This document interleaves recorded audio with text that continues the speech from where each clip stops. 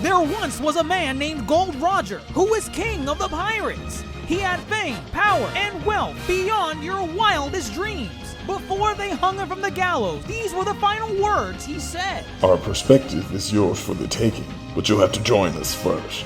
We left everything we debated at the Yonkō Table.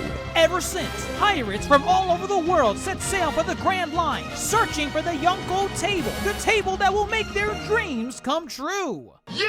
Yayo, folks. Welcome to the latest and the greatest from the Yonkō Table.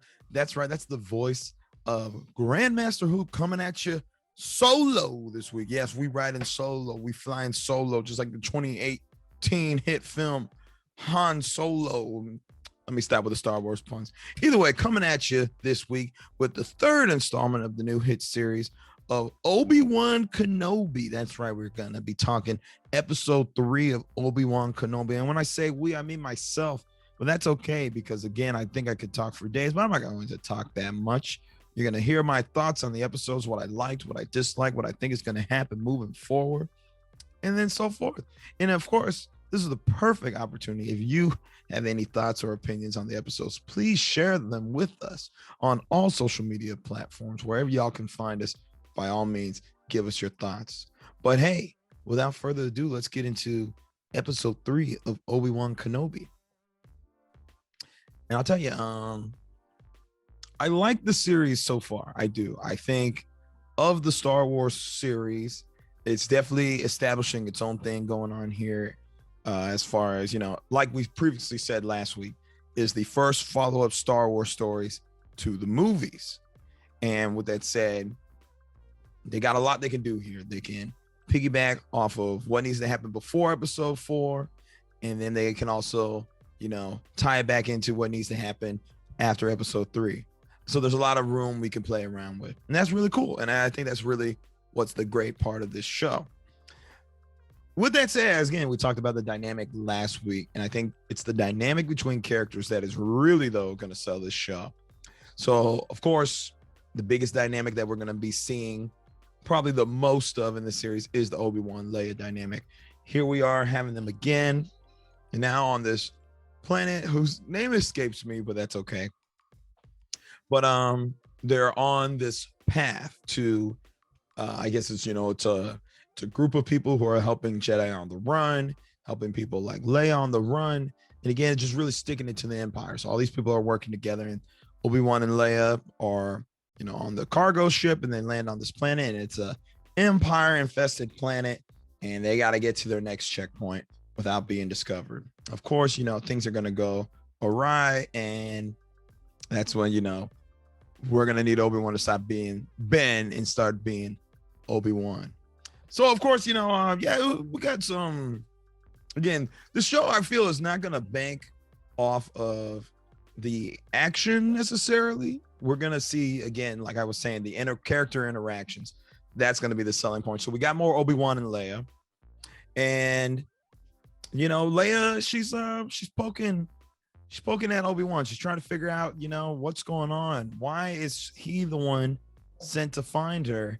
And you start seeing her start to unravel that Obi-Wan definitely knew her mother. And she's starting to put that together. Not her, Organa mother. She's talking about her organic mother. Funny enough, that's weird to say out loud. But she's talking about Padme. She sees that Obi-Wan probably actually did really know who her mother was. And I think those were some of the more touching scenes going on here.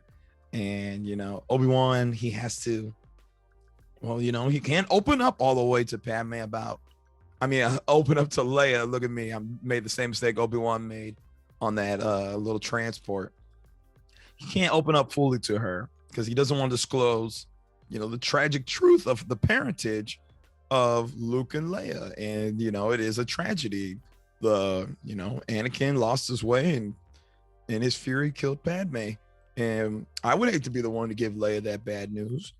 But not only that, but, they are able to connect on a deeper level, which I thought was a very interesting thought. Because, again, I don't really know much about the expanded material, nor do I know what's even canon anymore. But what do we know about Obi-Wan's parentage?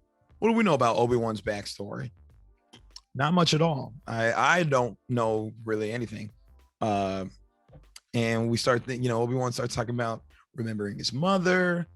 He remembers his father vaguely. He remembers he probably had a brother. And these are all very interesting aspects of a character, a very well-known character that we've known for 30 plus years or so.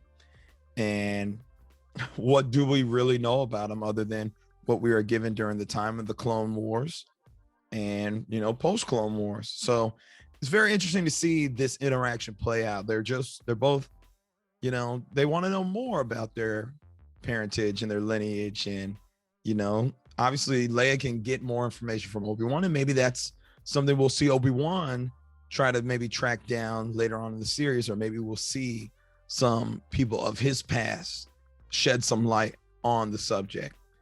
But,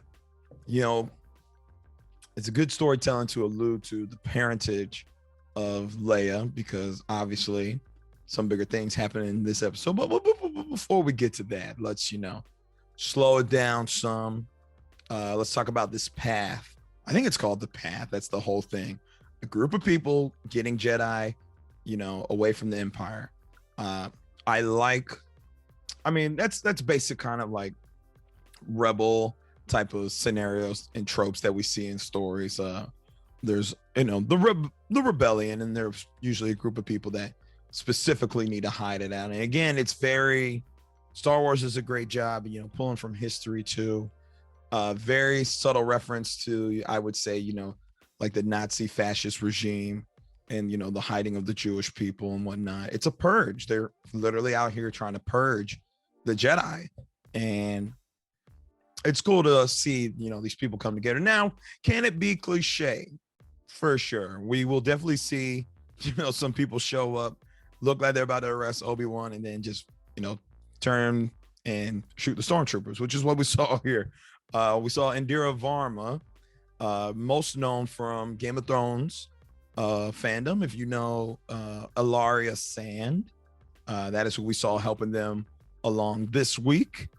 And it's a lot of people. Again, they do a good job at alluding to the overall Star Wars universe and how some people thought the Empire might be a good thing. Again, nobody knows really the underhanded slimeball dealings Palpatine was doing when he rose to power.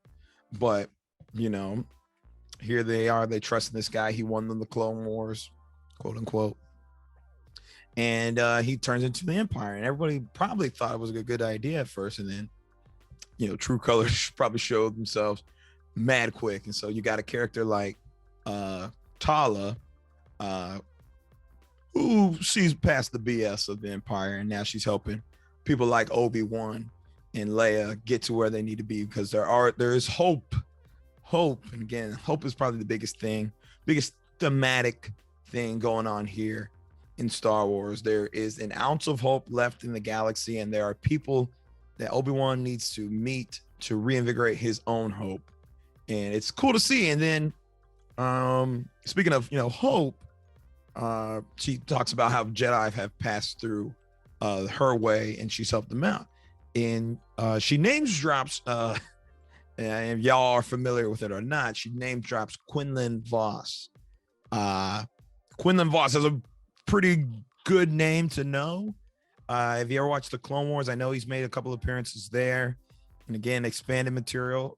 Brief little backstory: Quinlan, Jedi Master. I believe he was Master to Aayla Secura. One point he turns to the dark side. Not necessarily, Sith or whatnot, but he tries to usurp Count Dooku. And I believe that was with the help of Asajj Ventress. Again, I don't even know what's canon anymore, but Quinlan Vos, that's a cool character to know. That would be a cool character to see make the jump from, animated to live action, or from comic or, extended novels to the live action Quinlan Vos. Because that's a Jedi y'all can correct me if I'm wrong on any of this. He's not necessarily a Sith. He is using the dark side. He did try to usurp a Sith and tried to take that place, but then he failed. And then from there, he's on the run with the rest of the Jedi. So that'd be a very interesting character to see, someone who's kind of straddled that line between, you know, the light and the dark side of the Force, and is still being hunted and executed. And maybe we can see why such a character doesn't join the Inquisition or doesn't join back up with the Jedi. I think that's very worth exploring, about why these characters end up where they are, specifically the Force sensitive children. And as Tala had mentioned too, you know, they were taking everybody. If they were Force sensitive, they were taking them. And I guess at that point, it's like, you want to be purged or you want to join the Inquisition. And I think the Inquisition is a very cool idea to see played out, because, you know, like myself, I need to go watch Rebels. I really do. I'm sure Rebels can shed a lot of light. Again, my base knowledge of the Inquisition mainly comes from Jedi Fallen Order, which I think did a great job with the second sister specifically. And if Obi-Wan, the series, has a chance to shed more light on that for the general fandom. But I will go watch Rebels. I will definitely get on it. I will definitely watch it. I'll come back to you with better knowledge and know-how. But, you know, Quinlan Vos, it'd be really cool to see him. It'd be really cool to see other well-known Jedi, to see that survive the purge. There's plenty that we've known. Again, canon. Ahsoka, maybe. Who knows? Again, there's many we can see. I think it'd be cool if some of them come along to help Obi-Wan kind of reinvigorate. Shoot, they probably need to retrain him too in the Jedi arts, because dude is struggling out here. He's struggling big time. But speaking of the Inquisition, man, I really find the Inquisition to be probably the most intriguing aspect of the show that is now, you know, not common knowledge, and it's very cool to see play out. So I think it's safe to say that Grand Inquisitor, he's definitely, if he's not dead, because again, I guess they really didn't confirm he's dead. And again, no body. Like, I need to see a funeral or something, or just more confirmation that he's dead. But I think it's safe to assume he's out for the time being. They're vying to see who's next in line. They want to know who's next in line. Fifth brother says he's next in line. And now we got this rivalry going on between the fifth brother and Reva, the third sister. And we saw Reva get the upper hand in the beginning of the episode. She's making contact with you know who. Then we see the fifth brother. He made contact. It's a cool back and forth that we got going on. But again, we got to learn the motives why. Sure, they want the favor of this dude who sits at the top. But, like, you know, Reva is hell bent on getting there. And that I'm more curious about this mystery as to why. Why is this character so driven to get to the, you know, to the right hand of the father? Right hand of the father. And I wonder if that's actually intentionally religious on their part. I don't know. Either way, that is probably the most intriguing aspect about Reva. I know a lot of people aren't buying into her ruthlessness or, you know, just I don't know. It seems a lot of things she's doing, it comes very easy to her. Like, she had planned that whole Obi-Wan plot to get Obi-Wan out of hiding relatively easy. Again, I don't think they really emphasize how she knew the Bail Organa Obi-Wan connection, but it worked. And then now she's about to capture Leia by the end of this episode. It's probably going to have all the pieces she needs to really, I guess, again, draw Obi-Wan out and hand him over to Vader. Ooh, said his name. But yeah, you know, I like Reva. I'm just intrigued. There's a big question mark over her head. And I don't care about, you know, how she's trying to, you know, get spotted by the big bads of the series, but I care more about the why. I don't care about how. I care more about the why. Give me the why, and I'm sold. And I'm trying to find this mystery again. I would like to relay it back to that opening scene in part 1. I believe she was one of those younglings. And as Hooper TV, myself, and Dr. J said, discussed in the prior podcast, maybe Anakin didn't kill all those younglings. Maybe Anakin saw her and was like, there's something about you. Let's keep you around, gutter girl. We don't know. But I am very intrigued to see what they do with Reva. Very intrigued. Again, not much else going on in this episode. Very, I guess, kind of got to where they wanted to go. And where they wanted to go, they got there, and it was good. It was good. It was good. Here, let's talk about it. Let's go right into it. Let's not be around the bush. I've been being around, because this is the biggest part. This is the biggest thing to talk about, okay? Vader is here, all right? Vader is here, and I'm sure he's here to stay. We got the tease last week, Hayden Christensen and burnt, the tire and whatnot. But no, he said, Obi-Wan's on that planet. I'm in there. He got the whole facial confirmation. He's there. So he's coming out. And as I mentioned before, he had his interactions with Revan, the fifth brother. But no, this man is hell-bent on getting Obi-Wan no matter what. And I believe just from a revenge aspect. But he's here.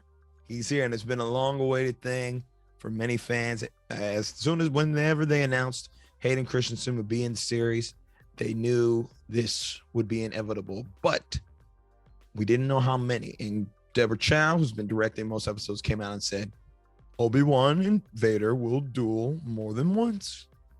And we got our first duel here. Thematically, I think the duel works on many a level. Was it the best duel between Obi-Wan and Anakin? Absolutely not. Absolutely not. But thematically, you got to think about it, where we last saw him. Obi-Wan left Anakin to die 10 years prior on the on the burning shores of Mustafar. And Obi-Wan thought that was it. He thought Anakin was dead. At part 2, he finds out Anakin's alive.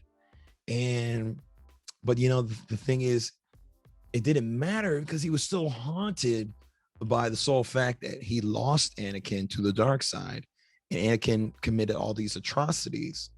And Qui-Gon, who I would say Obi-Wan looks up to more than anybody, entrusted, the come up of Anakin. And in that aspect, Obi-Wan failed. He failed. And that's why he's very, let me take care of Luke, his son. Maybe that will redeem, my actions with Anakin. I'm reluctant to go help Leia because I need to watch this boy, but really it's out of fear of failing. I can't fail multiple Skywalkers now, but here he is protecting Leia. And now Anakin's alive. I guess it's like, what do you do at that point? Is this man completely lost? Is there a chance to bring him back? But again, it's shocking to Obi-Wan's core. And I thought that scene where Obi-Wan first felt his presence was phenomenal. The dude is shaken to the core. And yeah, I really felt bad for Obi-Wan. I'm like, dude, Obi-Wan, come on, man. Like, you beat him before. Like, come on. I know you got 10 years of grief over your head, hanging around, but this dude nearly collapsed on the floor at the mere. Well, he's never seen Vader in his Vaderness. But the presence, oh my gosh, it's just like whatever Anakin was feeling in that first fight on the Mustafar, amplified by 100. It has to be. Again, Anakin was left for dead. This dude wants revenge, and he wants revenge in the best way possible. But also, I think Anakin wants to be the best always, but he also wants to earn that right. He wants to earn that respect. And if he's going to take down someone, I would think he's honorable somewhat to a degree in a duel, or, just like in any confrontation. I think there's some honor in Anakin. Maybe that's the Anakin side. Maybe that's not Vader. I mean, Vader has got no problem being Vader. So, a lot of people are like, oh man, what is Vader going to do? Well, shoot, before they even get into their little fight, he's dragging people through the streets. He's force choking. He's snapping necks. He's doing the Vader thing. I would like to see more. I think this was like, I mean, I would like to say pinnacle peak Vader moment is like at the end of Rogue One, where he just decimates all those people on that cruiser. I think that's peak Vader. And I think they know that's peak Vader. And if they want to top it, they can, and maybe they will. Again, I think it's just kind of building up for that moment. But it's a good tease. It's a good tease. We saw Force choking. We saw neck snap. That was so unnecessary. And I was like, oh, dude, he's bad. He's bad. You don't care. But he's also just, he's trying to draw out Obi-Wan. He knows Obi-Wan's here. He knows if he snaps some necks, Obi-Wan's going to come out. And that's the thing about Obi-Wan, fear is driving Obi-Wan. It's not necessarily the dutifulness to go help others. It is fear for the others' lives that he is worried about. And again, that can be a good and a bad driving point. I think mostly here it's good. He's like, I got to get him away from the people. So he's going to draw him out into, the mining facility. But at the same point, if you're going to let fear drive you, well, fear is going to be how you approach a lightsaber duel. And here we have this duel. And I said earlier, it's doesn't match the last duel. Clearly, when they're at their prime, Obi-Wan is 10 years out of practice. Vader is a robot. But it was a good duel. Again, thematically, this works on many levels. They haven't seen each other in years. Obi-Wan's like, what have they done to you? And Obi-Wan, by saying that, he implies, what has the Empire, what has the dark side done? But Anakin's like, hey, I am what you made me. You cut my arms off and my legs off. This is what I have to do now. You left me burning there. My lungs don't work. Yeah, this is what you did. You did this. Yeah, again, that's that arrogance coming out. He's not accepting the fact that he had to duel his own master for galactic power, whatever. But for me, that works on so many levels. It's just, it's cool to see, because as a fan, we haven't seen this duel in what is now 17 years. And then just, from the show's perspective, 10 years for them. He thought he was dead. He's not dead. Now he's more powerful than ever, and he's instilling fear and hopelessness throughout the galaxy. Here's a man who's like got no hope, and who beat him the first time? This dude, Obi-Wan. And now he's got to do it again, and it's almost a dang near impossible task, because again, he's out of practice. His hope is dangling on a string. Dashboard Confessional, if you know them, Spider-Man 2 soundtrack. That's okay. So thematically it works, and then physically, prequel movies did a good job at establishing these are the Jedi and the Sith at their like prime, quote unquote. So we get a lot of kendo inspired fights. It was amazing. It was awesome. It was the greatest thing they could have done to a lightsaber fight. Now, of course, you have to look at the original trilogy and how, Ben Kenobi was old in that fight. But also there obviously there wasn't choreo. This choreo is kind of purposeful choreo. You got Obi-Wan fighting like he's never fought before, because he's just out of practice, and he ain't trying to fight anymore. He's not trying to be a Jedi. He's not trying to be Obi-Wan. He's Ben Kenobi, but he knows he has to step up in this moment right here against his former Padawan. Vader clearly can't be as agile, can't be as nimble as he was as Anakin. Again, Anakin was considered one of, if not the greatest Jedi warrior, Jedi Knight there ever was during the Clone Wars. But he's not that anymore. He is a cyborg. He is, robotronic, but like he's driven by revenge. So I was talking to Nino Desposado earlier. His strikes are very much, they're precise, and they're powerful, and they will beat somebody like Obi-Wan down if necessary, because he can't really do much because he is slower. But you can see, and again, he was one-handing it like that whole entire fight. He was very just kind of chopping away at Obi-Wan, and he's trying to put the hurt. But and so as beautiful as it was to see their lightsabers ignite and everything, that fight was not supposed to be the fight of the series, and that is okay. That is supposed to be a tease, and from a thematic standpoint, that is supposed to be, you know, Obi-Wan needs to step up, and we see Vader's drive here. And I think that's what's going on here thematically. But we get a little extra dosage in the fight. We see truly Vader is driven by revenge, and he wants Obi-Wan to suffer. It's not just about him killing him. And I'm sure everybody caught this, you know, the moment he lets that coal or whatever that material was, and it sets it aflame and starts dragging Obi-Wan through the fire. I think that was, oh my gosh, it's personal. It's like, sorry, dude, it's not business. This is personal. This is personal. You left me to burn by lava and caught fire. I caught fire. I lost my hair.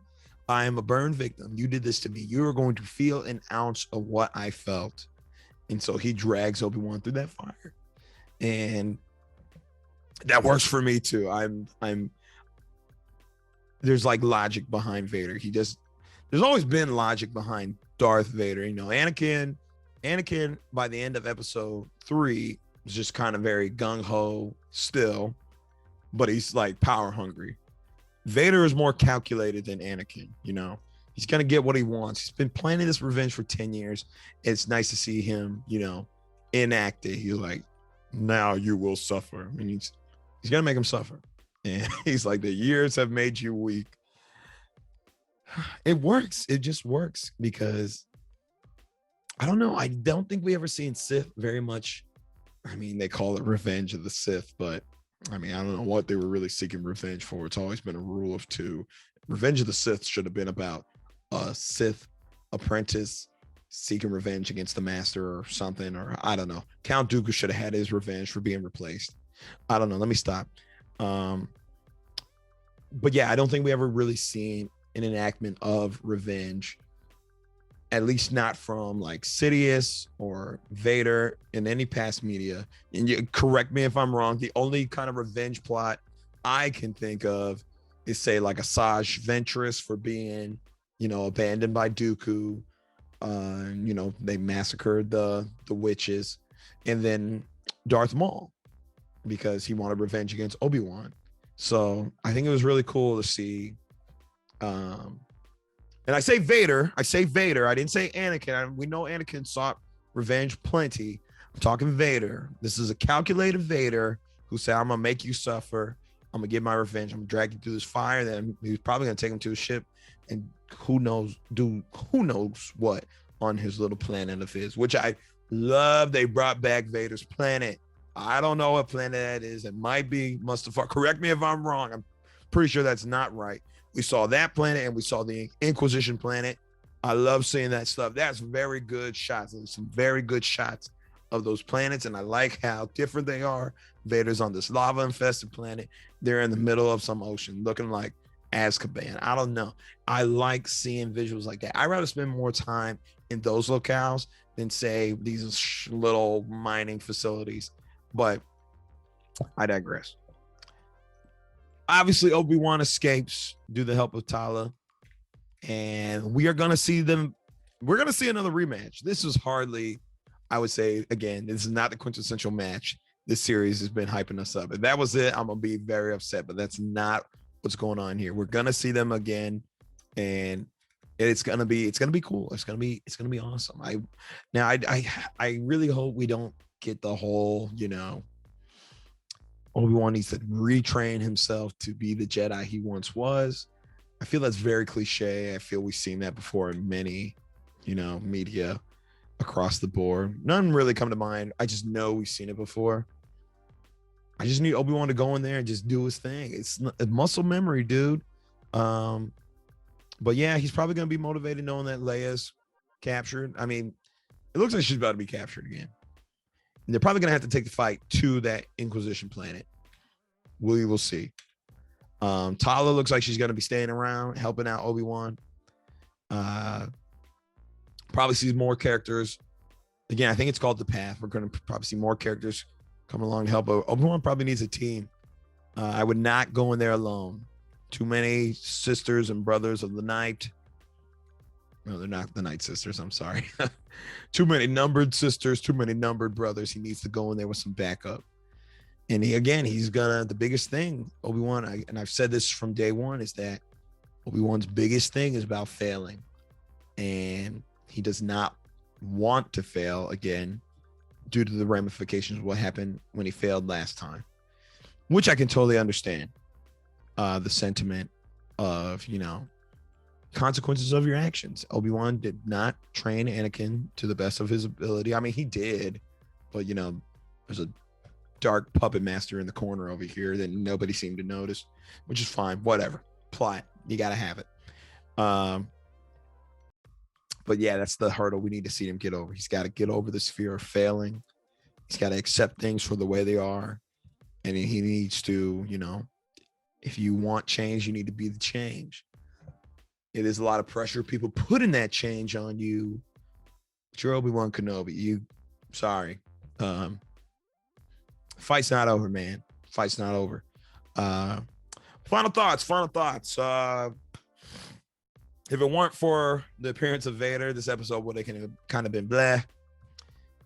The third act definitely saved this episode for me.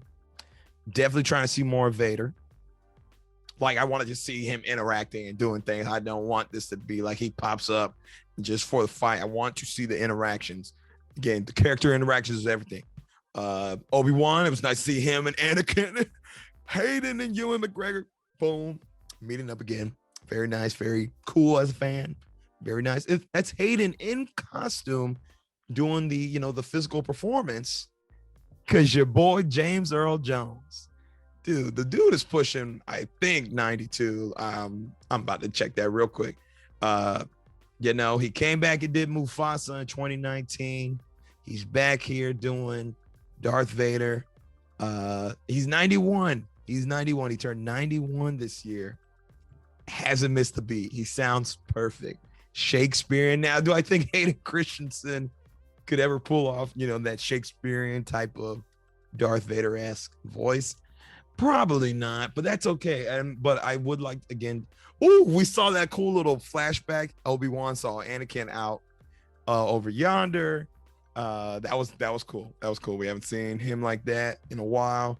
The ghosts of the past, man. Ghosts of Christmas past coming to haunt him.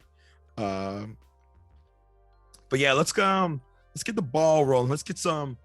I mean, I don't think they're dragging it. I don't think anything's being dragged out. I think what they're doing is really good. They're giving us setup. We're probably going to get a backstory about that Order 66 moment with Reva. I'm calling it now. You heard it here on the Yonkō Table. That's where you heard it. But yeah, we're going to get that fight again. We're going to get that fight. It will be interesting if we get Vader and Leia, and actually, I feel episode 4 alludes to Vader and Leia might have met before. I need to go back and rewatch that scene. I feel that dialogue suggests they've met before. Could this be where they meet? I don't know. We will see. Actually, that'd be very cool to see. But yeah, hey, Obi-Wan, it's very cinematic. I like how it's going. It doesn't feel like a series like The Mandalorian. It does feel like a mini series. It does feel like it's gonna have a clear-cut end. So I think it's going at a good pace. I think by episode 4, it's really going to pick up. And I guess this was kind of the mid-season finale. We're going to start seeing more pieces coming involved. And we're going to see, kind of what we're building towards as far as a finale.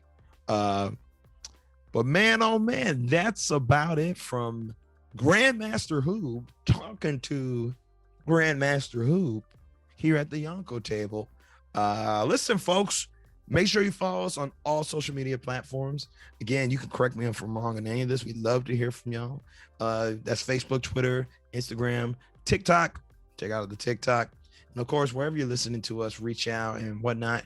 We'll gladly talk to y'all. We'd love to talk to y'all. But yeah, with that said, Spotify, Apple Podcasts, listening stations. If you'd like to see my face, YouTube, that's where we at. And yeah, that's about it from us here at the Yonkō Table. We'll probably see you next week.